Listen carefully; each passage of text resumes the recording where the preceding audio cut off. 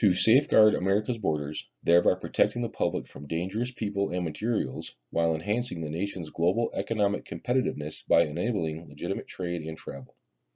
That is the U.S. Customs and Border Protection's mission statement. On March 1, 2003, the U.S. Customs and Border Protection was created. Operating under the umbrella of Homeland Security, it has become one of the largest law enforcement agencies in the world.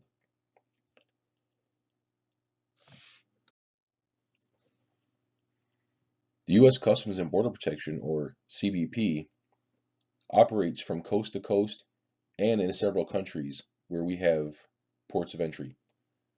But this report is going to focus on the home of the original Border Patrol station, the El Paso sector. CBP has split the country up into 20 different sections called sectors.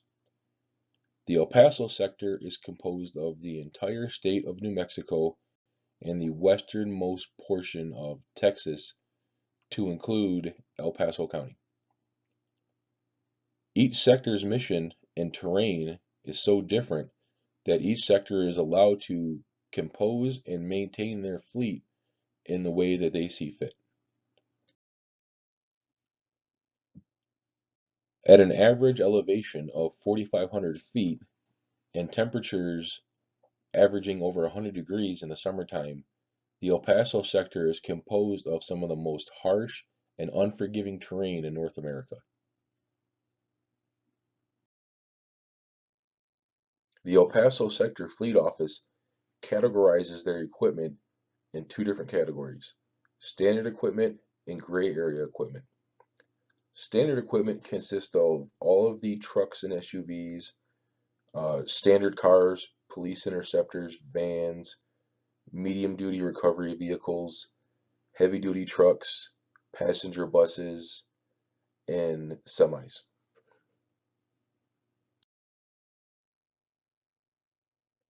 Gray area equipment consists of everything else. Things like all-terrain vehicles, UTVs, forklifts, different types of construction equipment like bulldozers and backhoes, and then other miscellaneous types of equipment such as welders, generators, light plants, things like that. There are two main methods by which CBP usually acquires fleet equipment. The first and most common is purchased through the GSA. Units purchased through the GSA most often come direct from the OEM, or original equipment manufacturer. This process is referred to as a vehicle buy and can be somewhat time sensitive. The requesting entity must, before the end of the fiscal year, request a number, types of units, and in a specific configuration that they wish to purchase. This order is then sent to the OEM via the assigned GSA office. Units are not considered due for delivery at the purchasing agency until the following April. The second method of acquisition is through departmental transfer. Transfer of equipment from other federal departments to the Border Patrol can happen at any point throughout the year. These transfers are usually for non-typical types of equipment such as light plants and construction equipment. These transfers are usually at no cost to either department and are usually made up of equipment that the transferring agency has determined is no longer serviceable or is no longer mission essential. This equipment tends to be very well used and often needs major repairs before it can put back into service. Occasionally, the only way to procure certain types of equipment is to transfer it from another agency, even if this means making significant repairs to the unit. UNICOR is the name given to the federal entity within the Federal Bureau of Prisons that employs federal prisoners while they are still incarcerated. UNICOR is responsible for the vehicle upfitting. Upfitting refers to the process of installing a law enforcement package. As it pertains to the Border Patrol, this package usually includes an encrypted communications radio, a detainee cage, emergency equipment such as lights and sirens, and vehicle markings. If the units are designated a canine enforcement unit, it will also have a canine cage, built-in water dispenser, and a climate guard system that will automatically roll the windows down and activate window fans and alert the canine handler if the interior temperature in the car climbs above a preset threshold. Once Unicor is finished with the units, they are then transported to the purchasing facility.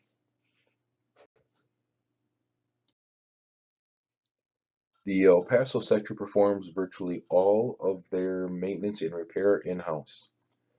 Repairs are performed at 10 separate repair facilities that are stretched across the entire sector.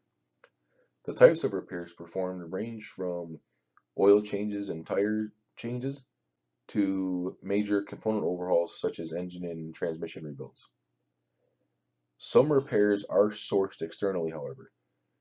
The types of repairs sourced externally are manufacturer warranty repairs and collision repairs. At this time, CBP does not employ any collision technicians. There are some vendor agreements in place though. The largest one is through a company called Mancon. They actually built a parts facility right at our sector headquarters. So the only component of the El Paso Sector Border Patrol required to purchase parts through Mancon is the El Paso Sector garages. The outstations are so far away from this area that we have the ability to purchase parts from other vendors if need be. Additionally, some of the OEMs treat us somewhat like a dealership in that they provide training and often get our feedback on things like pattern failures and issues that the vehicles may be having. The largest contrast between federal fleet management and fleet management in the private sector is going to be budget. Decisions and policies made in the private sector are driven first and foremost by profits. Decisions in the federal fleet management are driven first and foremost by mission needs. There are three main methods that the El Paso sector uses to dispose of units. The first is called deadlining. Typically, fleet units are deadlined when they reach 5 or 6 years old and have accumulated 80 to 100,000 miles. 80 to 100,000 miles doesn't sound like a lot, but there's a formula they use that's basically 1 hour equals 40 miles. So when they convert idle hours to miles, some of these units have an accumulated adjusted mileage of over 200,000 miles. At this point, cost of ownership becomes too great and the units are disposed of. The second reason disposal is when a vehicle is damaged and the repairs would exceed a one-time repair maximum. The one-time repair maximum amount is calculated using the vehicle's age, mileage, and type of vehicle. If the repair exceeds that amount, the unit is usually disposed of. However, sometimes if funds aren't available to buy a new unit at the time, the repairs will sometimes be made to the unit even if it was deemed not cost effective, just because the fleet level would drop below a certain size. The third reason fleet units are disposed of is called right sizing. Right sizing refers to the process of trying to increase a fleet's efficiency by reducing its size. The need to right size a fleet is determined by analyzing the fleet's utilization. If there are a lot of units that are sitting around not being used, they are considered underutilized and are disposed of. Typically, they want to see units being operated at least 800 miles a month. So anything that isn't reaching 800 miles a month is technically up for disposal.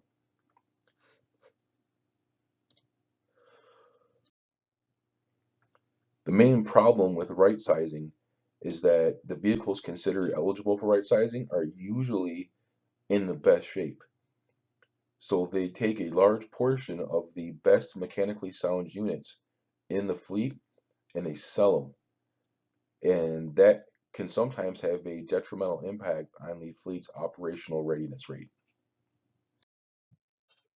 The organizational structure at CBP is of the hierarchical type.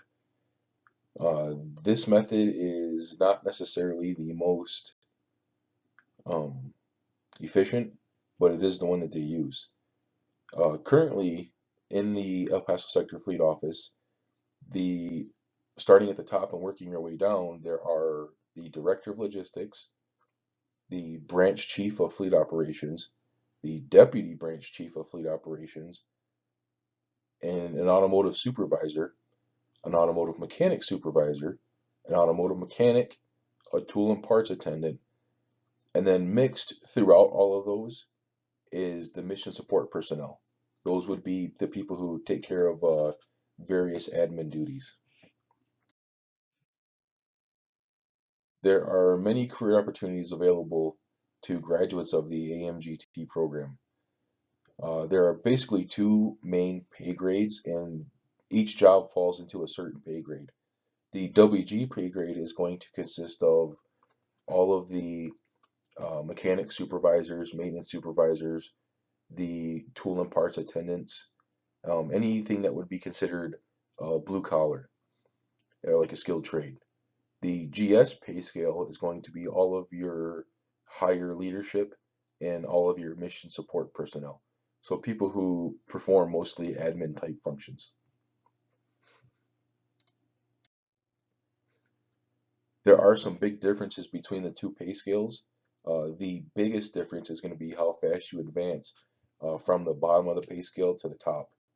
In the WG WLWS pay scale, it only takes you 6 years to go from start to finish.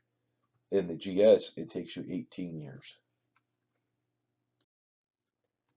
Typically, the biggest challenge for anybody that's seeking federal employment, particularly with U.S. Customs and Border Protection, is going to be the background check.